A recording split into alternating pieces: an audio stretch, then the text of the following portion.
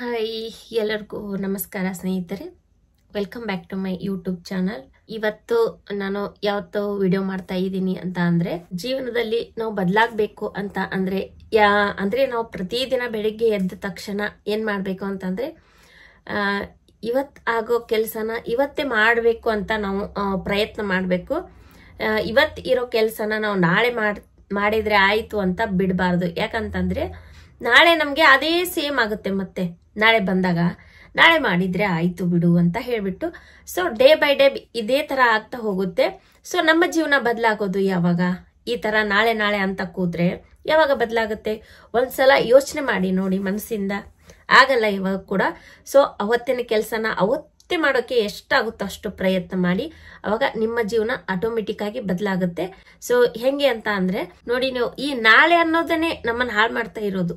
ಈ ನಾಳೆ ಅನ್ನೋದು ಒಂದು ಇಲ್ಲ ಅಂದ್ರೆ ನಾವು ಹಾಳಾಗ್ತಾನೆ ಇರ್ಲಿಲ್ಲ. ಯಾಕಂತಂದ್ರೆ ನಾವು ಮಾಡೋ ಕೆಲಸನ ಇವತ್ತೇ ಮಾಡಿದ್ರೆ ನಾಳೆ ಅನ್ನೋದು ನಮ್ಗೆ ತಲೆ ಒಳಗೆ ಬರ್ಲಿಲ್ಲ ಅಂದ್ರೆ, ಎಷ್ಟೋ ಜನ ಇದೇ ತರ ಅನ್ಕೊಂಡನೆ ಎಷ್ಟೋ ಜನ ತಮ್ದು ಸಕ್ಸಸ್ ಅನ್ನ ಬೇಗ ಕಾಣ್ಲಿಕ್ಕೆ ಸಾಧ್ಯ ಆಗಿಲ್ಲ. ಎಷ್ಟೋ ಜನರಿಗೆ ನಮ್ಮ ಈ ಒಂದು ದೊಡ್ಡ ಜಗತ್ನಲ್ಲಿ ಎಷ್ಟೋ ಜನ ಈ ತರ ಇದ್ದಾರೆ. ನಾಳೆ ಮಾಡಿದ್ರೆ ಆಯ್ತು ಬಿಡು, ನಾಳೆ ಮಾಡಿದ್ರೆ ಆಯ್ತು ಬಿಡು ಅಂತ ಹೇಳ್ಬಿಟ್ಟು ಎಷ್ಟು ಜನ ಇದ್ದಾರೆ ಅಂದಾಜು ನಿಮ್ ಲೆಕ್ಕದಲ್ಲಿ? ಯಾರ್ಯಾರು ವಿಡಿಯೋ ನೋಡ್ತಾ ಇದ್ದೀರಾ? ಸೊ ಅದರಲ್ಲಿ ನೀವು ಕೂಡ ಆಗಿರ್ಬೋದು. ಆ ಥರ ಏನಾದರೂ ಇದ್ರೆ ನನಗೆ ಕಮೆಂಟ್ ಬಾಕ್ಸ್ನಲ್ಲಿ ತಿಳಿಸಿ. ಸೊ ನಾಳೆ ಅಂತ ಕೂಡಬೇಡಿ, ಯಾವ ಕೆಲಸನೂ ನಾಳೆ ಅಂತ ಕುಂತ್ರೆ ನಿಮ್ದೇ ಹಾಳಾಗೋದು ಅಲ್ವಾ? ಸೊ ಎಷ್ಟಾಗುತ್ತೋ ಅಷ್ಟು ಇವತ್ತೇ ಮಾಡೋಕೆ ಪ್ರಯತ್ನ ಮಾಡಿ. ಯಾವುದೇ ಕೆಲಸ ಇರಲಿ, ಅದು ಎಷ್ಟೇ ಕಷ್ಟ ಇರಲಿ, ಏನೇ ಇರಲಿ, ಇವತ್ತೇ ಮಾಡಬೇಕು ಅನ್ನೋ ಒಂದು ಛಲನ ನಿಮ್ಮ ಹತ್ರ ಬೆಳೆಸ್ಕೊಳ್ಳಿ. ಅವಾಗ ಏನಾದರೂ ಒಂದು ನೀವು ಸಾಧನೆ ಮಾಡ್ಬೋದು ಅಲ್ವಾ? ಒಂದ್ಸಲ ಕುಂತು ಯೋಚನೆ ಮಾಡಿ, ಇವತ್ತಿಲ್ಲದೆ ಇರೋದು ನಾಳೆ ಏನಾದರೂ ವಿಶೇಷ ಸ್ಪೆಷಲ್ ಏನಾದರೂ ಇದೆನಾ? ಇಲ್ಲ ಅಲ್ವಾ? ಇವತ್ತಿದ್ದಂಗೆ ನಾಳೆನೂ ಕೂಡ ಡೇ 12 ಅವರ್ಸ್, ಆಮೇಲೆ night 12 hours, total 24 hours same ಇರುತ್ತೆ ಅಲ್ವಾ? ಏನು ಚೇಂಜಸ್ ಆಗಲ್ಲ ಅಲ್ವಾ? ಸೊ ಅದಕ್ಕೋಸ್ಕರ ನಾಳೆ ಏನು ಸ್ಪೆಷಲ್ ಇಲ್ಲ ಅಲ್ವಾ? ನಾಳೆ ಅಂತ ಅನ್ನೋದು ಏನಾದರೂ ಸ್ಪೆಷಲ್ ಅನ್ನೋದಿದ್ರೆ ಮಾಡಬಹುದು. ನಾಳೆ ಅನ್ನೋದು ಏನು ಸ್ಪೆಷಲ್ ಇಲ್ಲ ಅಂತ ನಾವು ಅನ್ಕೊಂಡ್ ಕೆಲ್ಸನ ನಾಳೆ ಮಾಡ್ಬೇಕು ಅಂತ ಯಾಕೆ ಅನ್ಕೋಬೇಕು? ಇವತ್ತೇ ಮಾಡಿ ಮುಗಿಸ್ಬೋದು ಅಲ್ವಾ?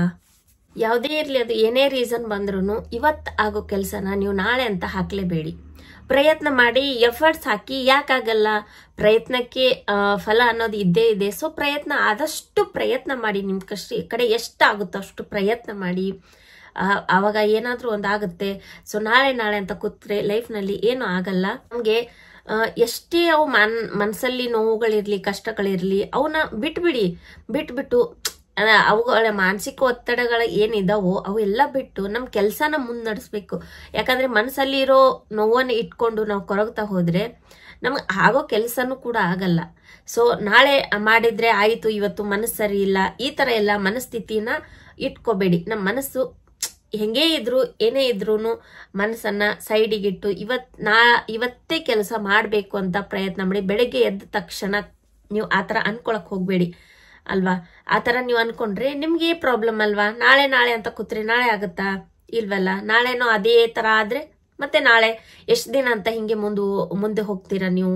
ನಾಳೆ ನಾಳೆ ನಾಳೆ ಅನ್ಕೊಂಡು ಎಷ್ಟು ದಿನ ಮೂವ್ ಆಗ್ತೀರಾ ಲೈಫ್ನಲ್ಲಿ? ಸೊ ಒಂದಲ್ಲ ಒಂದಿನ ಕೆಲಸ ಮಾಡ್ಕೊಳ್ಳೇಬೇಕು ಅಲ್ವಾ?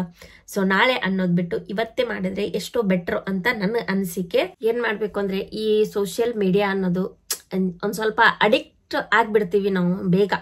ಒಂದು ರೀಲ್ಸ್ ಆಗಿರ್ಬೋದು, ಒಂದು ಏನೇ ಇರ್ಬೋದು, ಆ ಥರ ಎಲ್ಲ ನಾವು ಬೇರೆ ಬೇರೆ ಥರ ನೋಡೋದಕ್ಕಿಂತ ನಮಗೆ ಏನು ಯೂಸ್ ಇದೆ ಅದನ್ನ ಸರ್ಚ್ ಮಾಡಬೇಕು. ಅದನ್ನ ಸರ್ಚ್ ಮಾಡಿ ಅದನ್ನೇ ನೋಡಿದ್ರೆ ನಮಗೆ ಎಷ್ಟೋ ಹೆಲ್ಪ್ ಆಗುತ್ತೆ ಅದರಿಂದ.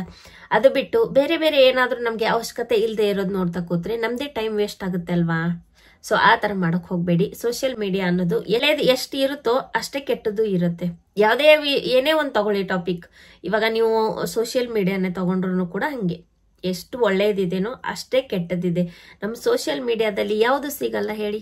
ಎಲ್ಲ ಸಿಗುತ್ತೆ. ಸೊ ಅದರಲ್ಲಿ ನಾವೇನ್ ಮಾಡಬೇಕು ಅಂದ್ರೆ, ನಮಗೆ ಯಾವ್ದು ಬೇಕೋ ಅದನ್ನ ಚಾಯ್ಸ್ ಮಾಡ್ಕೋಬೇಕು ಅಲ್ವಾ? ಅದು ಬಿಟ್ಟು ಅನ್ನೆಸೆಸರಿ ಬೇರೆ ಬೇರೆ ಏನು ನಾವು ತಲೆಗೆ ಹಾಕೊಳ್ಳೋದು ಆ ಥರ ಎಲ್ಲ ನಾವು ಸೋಷಿಯಲ್ ಮೀಡಿಯಾದಲ್ಲಿ ಸರ್ಚ್ ಮಾಡಿಬಿಟ್ಟು ಅಂಥದ್ದೆಲ್ಲ ನೋಡಿ ತಲೆ ಕೆಡಿಸ್ಕೋಬಾರ್ದು. ಯಾವುದೇ ಆಗಲಿ, ಎಷ್ಟು ಶಾರ್ಟ್ ಆಗಿ ಇರ್ತಿರೋ ಅಷ್ಟೇ ಸ್ವೀಟ್ ಆಗಿ ಇರ್ತೀರ ನೀವು ಲೈಫ್ನಲ್ಲಿ. ಸೊ ಹೆಂಗಂತಂದ್ರೆ ನಿಮ್ಮ ಮೈಂಡನ್ನು ನೀವೇ ಕಂಟ್ರೋಲಲ್ಲಿ ಇಟ್ಕೋಬಹುದು ಅಲ್ವಾ? ಇಲ್ಲಾಂದ್ರೆ ನಿಮ್ಮ ಮೈಂಡ್ ನಿಮ್ಮ ಮಾತೆ ಕೇಳಲ್ಲ. ನೀವು ಜಾಸ್ತಿ ಯಾವುದೇ ಒಂದು ವಸ್ತುವಿಗೆ ಅಡಿಕ್ಟ್ ಆದ್ರೂ, ಯಾವುದಕ್ಕೆ ಒಂದಕ್ಕೆ ಅಡಿಕ್ಟ್ ಆದ್ರೂ ಕೂಡ ಒಂದ್ಸಲ ಅಲ್ಲ ಒಂದ್ಸಲ ನಿಮ್ಮ ಮೈಂಡ್ ನಿಮ್ಮ ಮಾತು ಕೇಳಲ್ಲ. ನೋಡಿದ್ರ ಯಾವಾಗಾದ್ರೂ ನಿಮ್ಗೆ ಯಾವಾಗಾದ್ರೂ ಮೊಬೈಲ್ ಬಿಟ್ಟಿರಕ್ಕಾಗತ್ತಾ?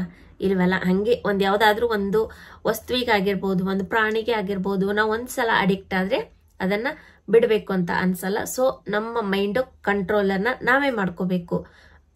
ಎಲ್ಲರಿಗೂ ಇರುತ್ತೆ ಮೈಂಡ್ ಕಂಟ್ರೋಲ್ ಮಾಡ್ಕೋಬೇಕು ಹೆಂಗೆ ಅಂತ. ನಮ್ಮ ಕೈಯಲ್ಲಿದೆ, ಅದು ಬೇರೆದವ್ರ ಕೈಯಲ್ಲಿಲ್ಲ.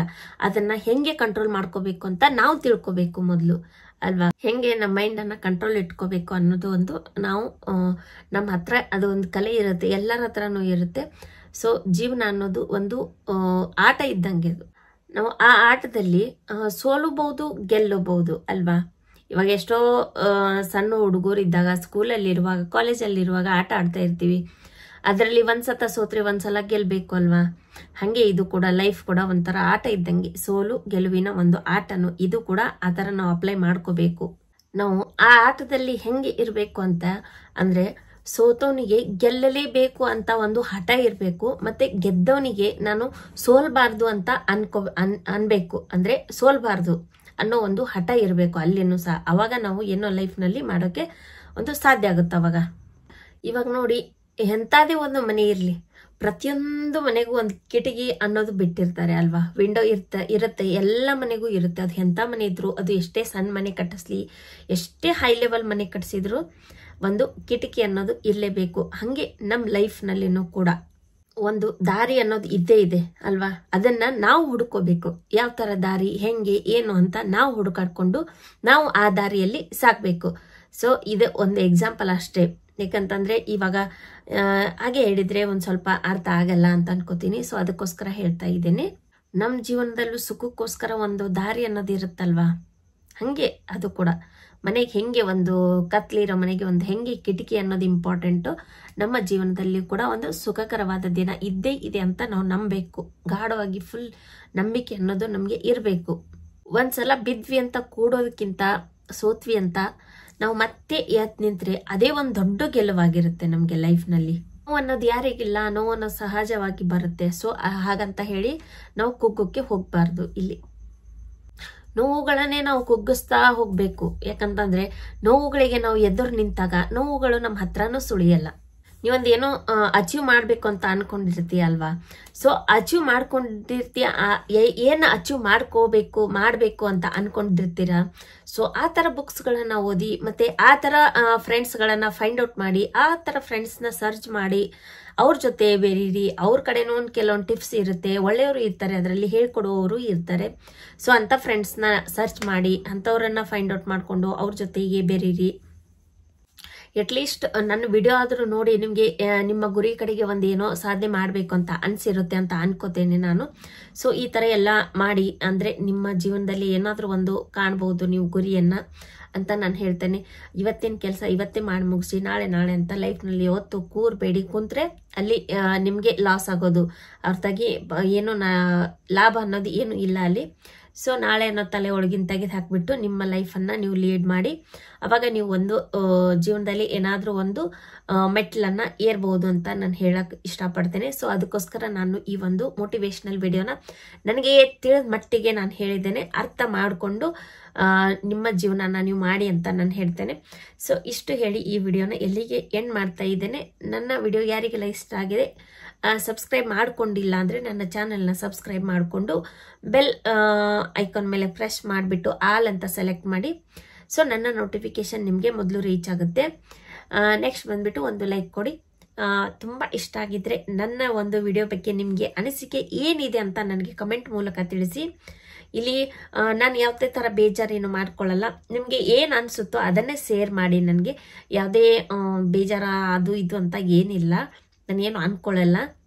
ಯಾಕಂತಂದ್ರೆ ಎಲ್ಲಾನು ಎಕ್ಸೆಪ್ಟ್ ಮಾಡಬೇಕು ಲೈಫ್ನಲ್ಲಿ. ಸೊ ಅದಕ್ಕೋಸ್ಕರ ನಾನು ಏನು ಅನ್ಕೊಳ್ಳಲ್ಲ. ಸೊ ಮತ್ತೆ ನಾನು ನಿಮಗೆ ಮುಂದಿನ ವಿಡಿಯೋದಲ್ಲೇ ಸಿಗ್ತೇನೆ. ಬೈ ಬೈ ಸ್ನೇಹಿತರೆ.